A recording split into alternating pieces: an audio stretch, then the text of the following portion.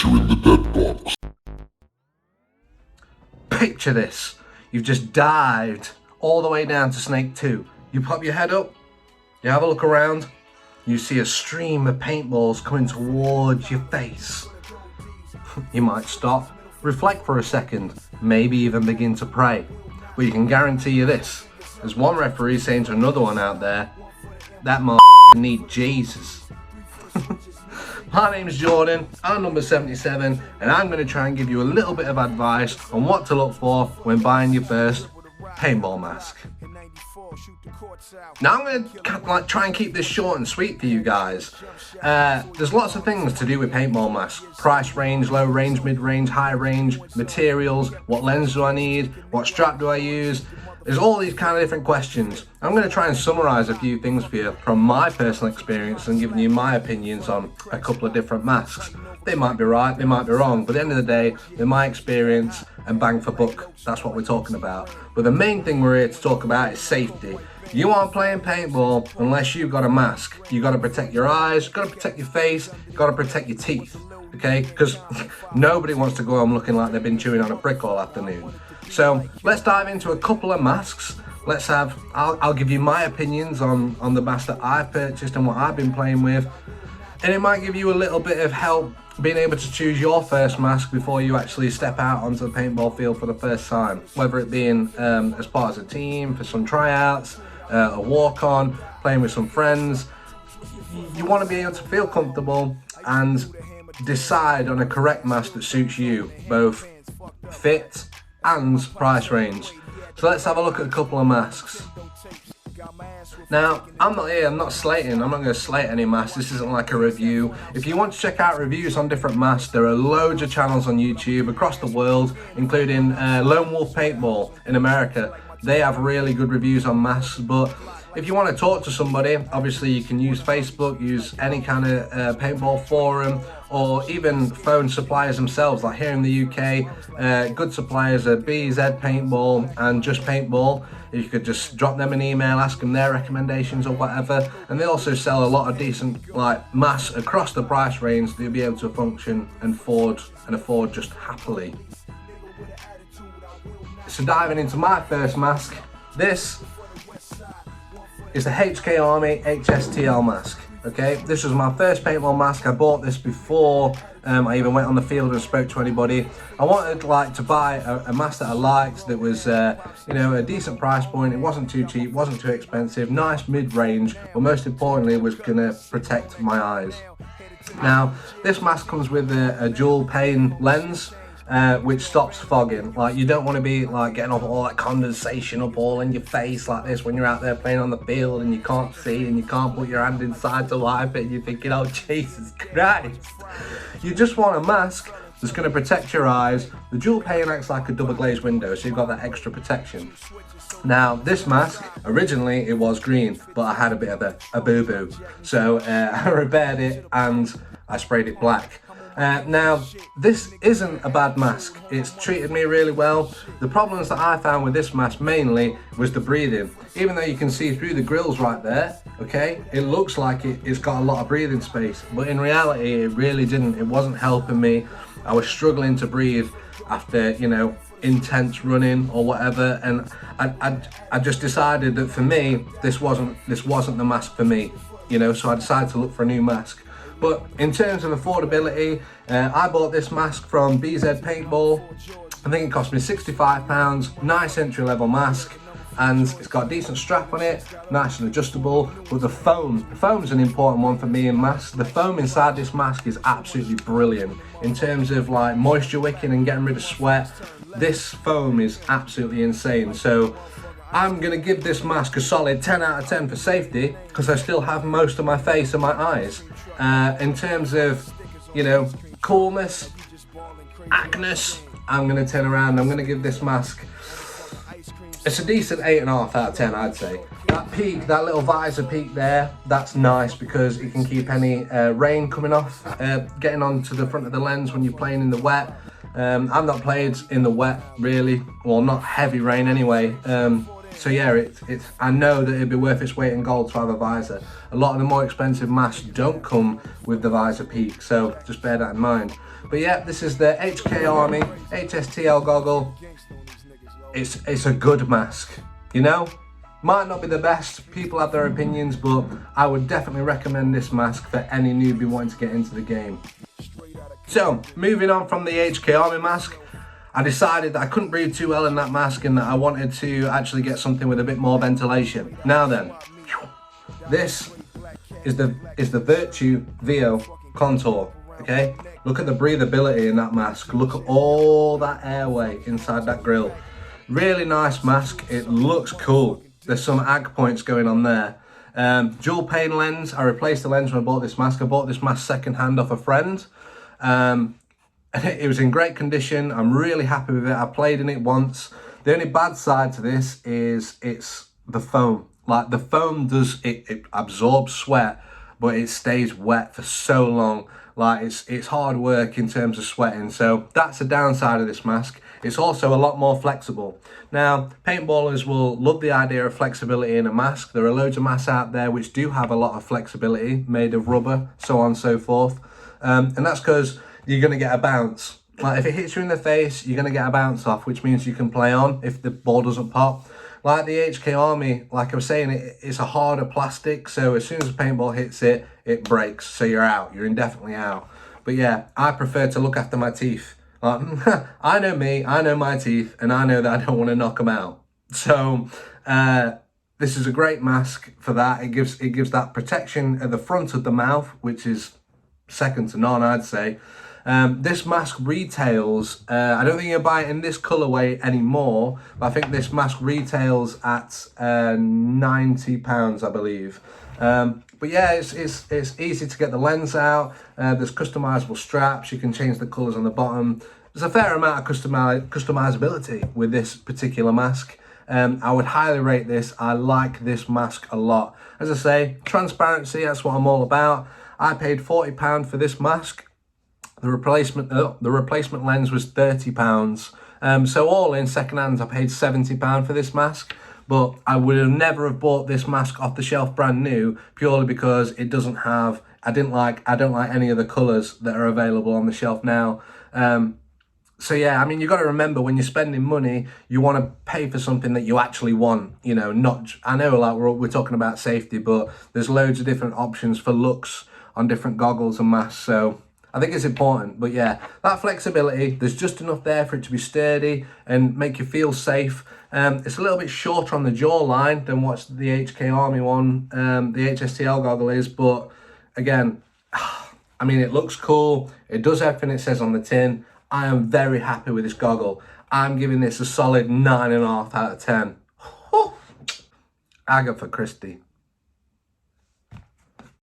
Now, the third goggle that I bought, basically I bought this goggle because the VO, I needed another mask, wanted more airways. I did my research and I saw the VO. I was like, yes, that's the one that I want to buy. Now, obviously, in terms of looks and stuff, I've been looking for ages about paintball masks and all through time and what you can buy and what you can't buy. And I like particular colourways. I'm big on colour and stuff, and my colours are grey and slime green. I had seen a Dye I4 mask in the Envision from, I think it was 2014, that I thought was brilliant. You can't purchase the Dye I4 in that colourway anymore. And the day after I purchased the Virtue goggle, I saw this come up for sale on one of the Facebook pages, and I knew that I had to have it. I could have, if I didn't buy it there and then, I would never have bought it, and I got it for a good price, so I'm quite happy. So this is the Dye I4. It's in this kind of grey leopard print and slime green colourway, and it's got like a gold chromatic lens on it, which I'm not a massive fan of, I'm not gonna lie. In time I will replace that with a smoked lens, because smoked lenses are the best. Like, why would you not have a smoked lens? That's what, yeah. Anyway, in terms of this mask, we're talking about materials again. This one's quite flexible. The jawline is even lower. It's even higher than the Virtue. So on my jawline, it comes quite high up, which is a concern for me. If we look at, if you can see the airway inside, Like, there is a lot of, you know, opportunity for air to get in there and still protect your teeth. The vision inside this lens is really good. The strap, I would say, is not great. I don't know, it feels a bit old, a little bit archaic, but maybe that's just because it wasn't brand new. And the foam inside here feels even cheaper than the Virtue goggle. Now, this mask, well, the equivalent of the Dye i4 now in shops available is anywhere between, I think, £140 and £160, depending on where you shop.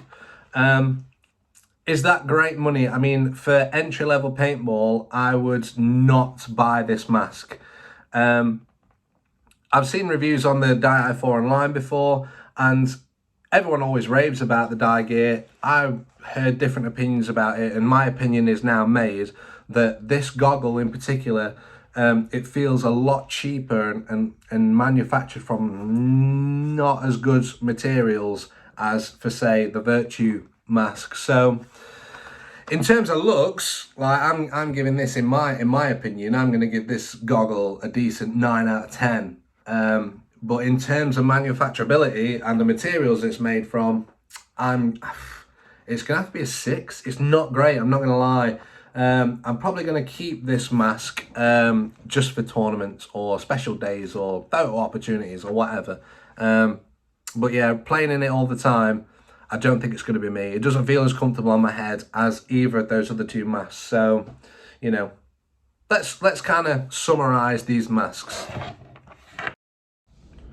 Can you see me? So, 3 great masks here on the table in front of us. We got the HK Army HSTL, entry level, £65.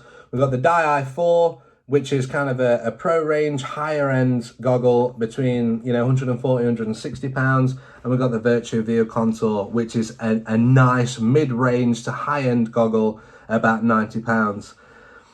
This is all my own opinion, right? This HSTL mask, it served me very well. I love the mask. I love how protective it feels on my face. I love the fact that I've still got all my face. That's a bonus, you know? But things to look out for when you're purchasing a mask: don't cheap out. I mean, there's always buy a mask from a recommended retailer, purely because they will only supply parts from distributors from the huge companies who need to have quality control on their masks, and they know that the best materials are being used.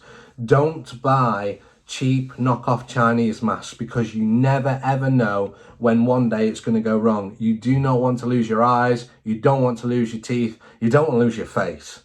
Nobody needs, there's only 2 people in this world that's got away with that. One's Nicolas Cage, yeah, and you know I'm going to say John Travolta. If you haven't seen Face Off and you don't get that, please leave now. But going back, please make sure that you purchase your goggles from a decent, reputable supplier. As I say, in the UK, BZ Paintball and Just Paintball are the 2 main go-to suppliers. They do have shops that you can go and visit, go and try on these masks. It's worthwhile to go and try them on, just for in case of comfort. See how you might have a long face like a horse, you know? You might need to have that extra coverage that the HSTL might give you.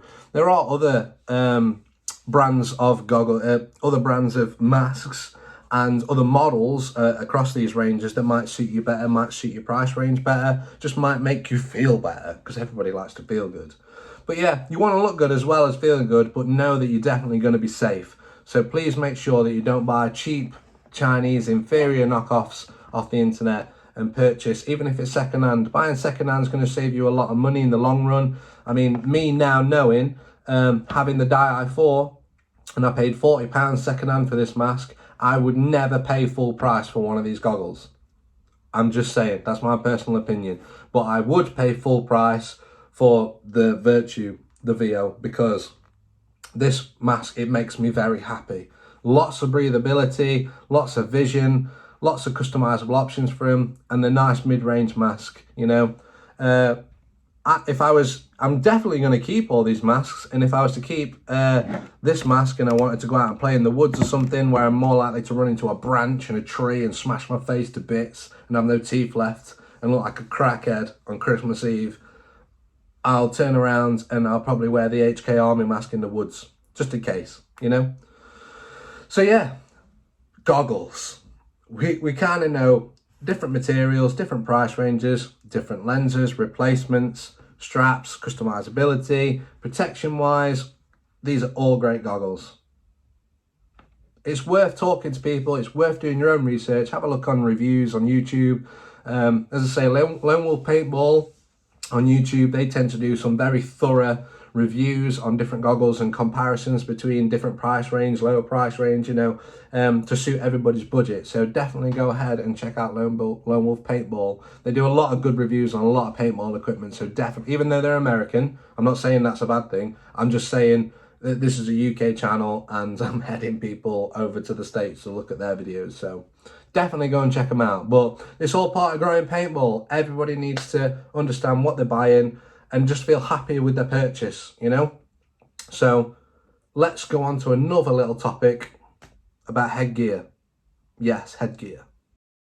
Now, you've seen paintball videos already on the internet. You've clearly been doing your research. You've seen lots of pictures. You'll see everyone wearing a mask, and everyone seems to be wearing some kind of head garment.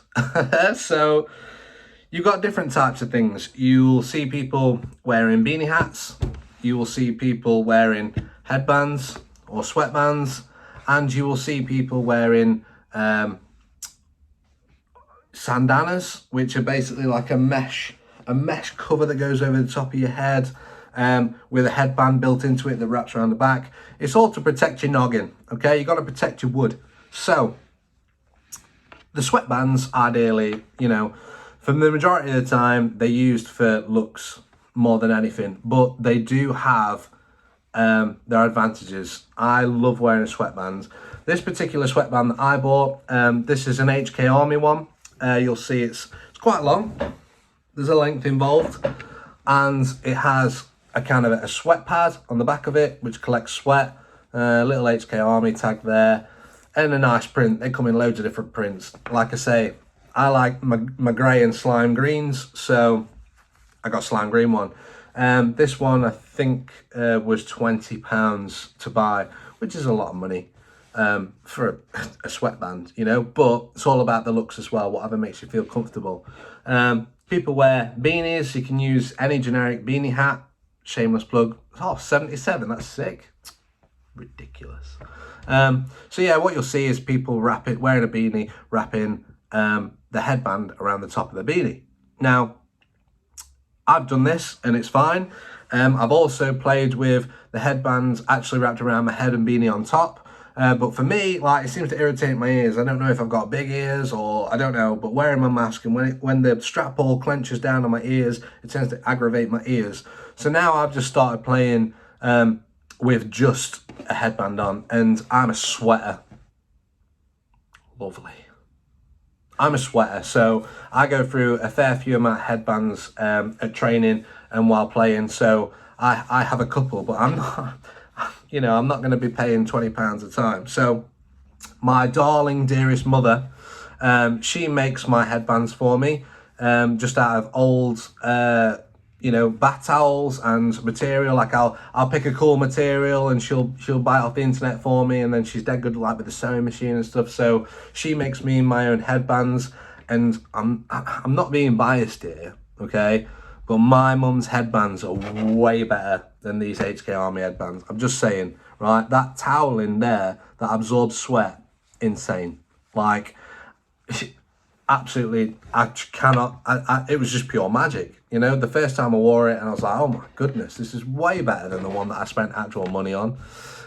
So yeah, I like this little drippy ice cream one with the little screaming ice cream guys on. That's pretty cool. I like that one. I've got like 6 of those, like, and I wear them all the time. And then she showed me how to make my own. I went down, I spent 3.5 hours with my mother making my own headbands. I had an old set of jeans from the 2000s that I had. I love selvage denim, and I always thought that like it'd be cool to have like a selvage denim headband. She was worried it might be a bit too thick, but it's actually turned out all right. And I made this myself, you know. So I did all the back, like put all the backing on. It's got like a beige backing. It's got that second hand bath towel, the same one that we cut these out from. It looks like a bit of carpet, but it's actually really good.